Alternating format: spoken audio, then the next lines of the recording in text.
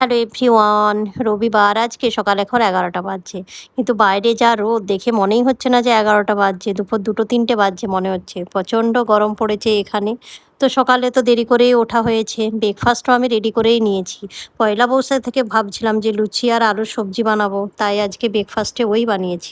এই দেখুন লুচি আর আলুর সবজি এখন ব্রেকফাস্ট করতে বসেছি। বাড়ির সবাইকার ব্রেকফাস্ট মোটামুটি হয়েই গেছে। লুচি আজকে অনেক দিন পরে ব্রেকফাস্টে বানালাম।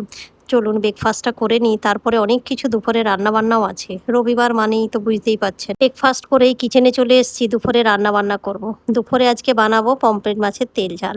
কালকে অভিজিৎ মাছ বাজার করেছে, তো পমফ্রেট মাছই বেশি করে নিয়ে এসছে। বাচ্চারাও খুব পমফ্রেট মাছ খেতে পছন্দ করে।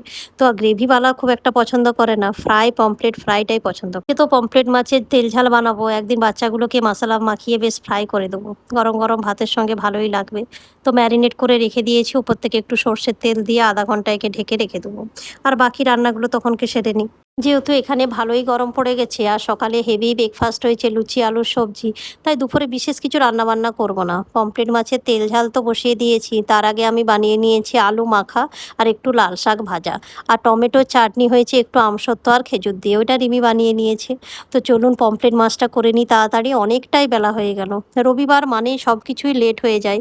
তো তেল কড়াই দিয়ে দিয়েছি, সর্ষের তেলে বানাবো এটা। কালো জিরে দিয়ে দিয়েছি, মাছগুলো একটা একটা করে এপিট ওপিট করে ভালো করে ভেজে যে মশলা মাখিয়ে রেখেছিলাম সেটা দিয়ে উপর থেকে জল, নুন, মিষ্টি আর উপর থেকে কাঁচা লঙ্কা দিয়ে ঢাকা দিয়ে দেবো। পমফ্রেট মাছ হতে বেশিক্ষণ টাইম লাগে না।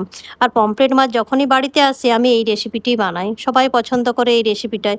অনেক পমফ্রেট মাছ এনেছি, আজকে তো এই গ্রেভিটা দিয়ে বানাচ্ছি, মানে এই তেল ঝাল করছি। রবিবার দিন এমনিতেই আমাদের সব কিছুই লেট, ব্রেকফাস্টও লেট করে হয়, সেই জন্য লাঞ্চ করতেও অনেকটাই লেট হয়ে যায়। প্রায় ৩টে বেজে গেছে, বাচ্চাগুলো তো সব লাঞ্চ হয়েই গেছে।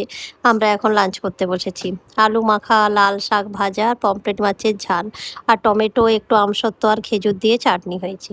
তো চলুন এখন লাঞ্চটা সেরে নিই। এখন প্রায় সন্ধ্যে ৮টা বাজছে। তো দিদি সবাইকার জন্য পিৎজা অর্ডার করেছে। বাচ্চারা তো পিৎজা খেতে পছন্দ করে, যখন থেকে এসছি দেখুন সবাই বসে পড়েছে প্লেট নিয়ে।